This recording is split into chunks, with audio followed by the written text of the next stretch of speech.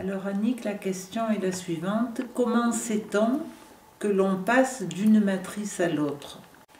La personne qui pose cette question, certainement ne l'a pas fait. Parce que si elle l'avait fait, elle saurait. Parce que c'est vraiment toute la thématique de la deuxième naissance, passer de la matrice d'eau à la matrice de feu, c'est toute cette thématique de la deuxième naissance que propose le Christ à Nicodème. Et Nicodème, qui pourtant voulait avancer, il voulait faire le chemin, mais il a eu très peur. Il a eu très peur. Donc il y en a beaucoup qui sont très proches, mais qui ont peur. Parce que c'est un tel engagement, c'est un tel bouleversement, c'est un retournement total de l'être. Et quand on fait ce retournement, on ne peut pas ne pas le savoir. Ça n'est pas possible. Mais ça m'est très difficile de donner les repères, parce que il est bien certain que la vie n'a plus le même goût du tout, la même saveur.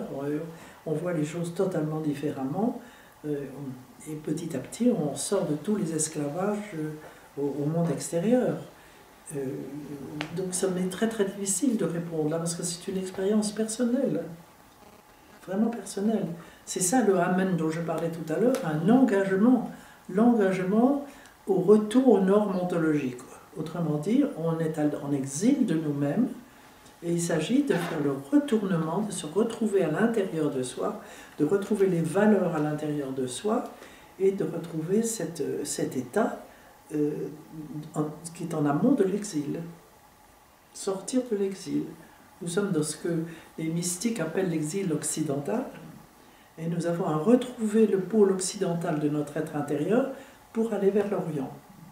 C'est remonter tout ce chemin du Jardin d'Éden, parce que en faisant le retournement, nous nous retrouvons à l'Occident du Jardin d'Éden, tout à fait à l'autre bout de la source, et nous avons à remonter jusqu'à l'Orient. À l'Orient où nous attendent les chérubins à l'épée flamboyante et tournoyante, et qui vont nous vérifier pour savoir si nous sommes capables d'aller plus loin encore.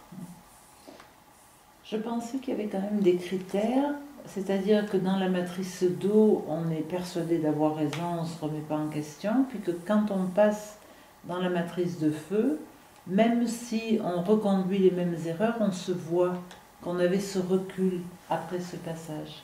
Oui, c'est ça, c'est certain, il y a cet aspect-là. C'est-à-dire que dans la matrice d'eau, on est dans l'ego, oui. On est dans la première personnalité, je dirais, qui n'est pas la personne, mais qui est la personnalité. Une identité. On est dans un ego qui veut être connu, qui veut triompher, qui veut être le premier, etc.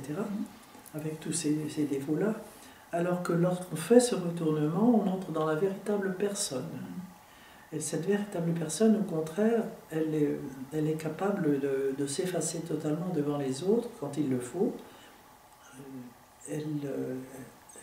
Elle est un jeu divin, c'est un jeu qui est conscient de ses racines divines. Nous avons deux identités, je l'ai dit très souvent déjà, deux identités en nous, une identité animale par nos parents biologiques et une identité divine. Et les racines sont au ciel, nos cheveux sont le symbole des racines dans le corps, c'est ça qui est intéressant. Et il s'agit vraiment de vivre à partir de ce moment-là cette identité divine. C'est un retournement total. Voilà, Je pensais aussi que tu allais nous dire qu'on n'a pas à savoir où on en est, parce que si on se voit en ayant fait un bout de chemin, l'ego peut reprendre ça à son compte et on retombe. Et que si on n'a pas fait du tout de chemin, on peut se désespérer aussi. Et que donc on a à avancer, mais on n'a pas vraiment à savoir où on en est. L'essentiel, c'est d'être en chemin. Voilà, moi je crois qu'on n'a pas à savoir où on en est. Je redis ça, tu as parfaitement raison. Mais, comment dirais-je, cet homme justement est inquiet, cette personne qui pose la question, est inquiète de savoir comment on peut savoir que l'on est sur le chemin. Et c'est là où il a tout de même raison, en ce sens qu'il y a beaucoup d'êtres qui se croient être sur le chemin, dont j'en parlais tout à l'heure, et qui sont dans l'illusion absolument du chemin. Et ce n'est qu'au contraire un moi beaucoup plus, beaucoup plus, comment est-ce que je pourrais dire, un moi qui n'est plus l'ego et qui est un super-ego.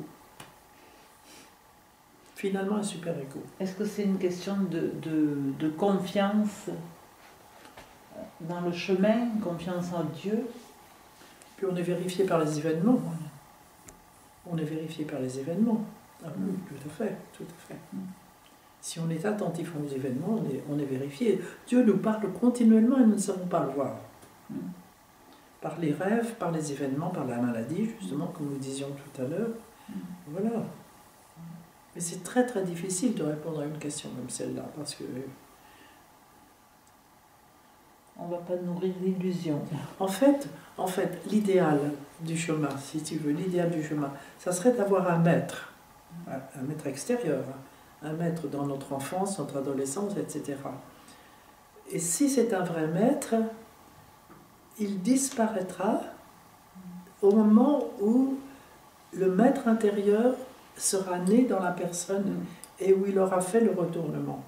À ce moment-là, le maître extérieur disparaît. Voilà la loi. Mais aujourd'hui, où il n'y a plus de maître extérieur, l'homme est très seul et il lui est très très difficile de repérer en effet où il en est. Et c'est pour ça qu'il est très souvent dans l'illusion. C'est le grand danger. Alors ce sont les événements de la vie qui jouent le rôle de maître. Dans la maladie. Dans la maladie, il faut savoir reconnaître tout ça, bien sûr. Ça m'est très difficile d'aller plus loin là. Merci bien, Annick.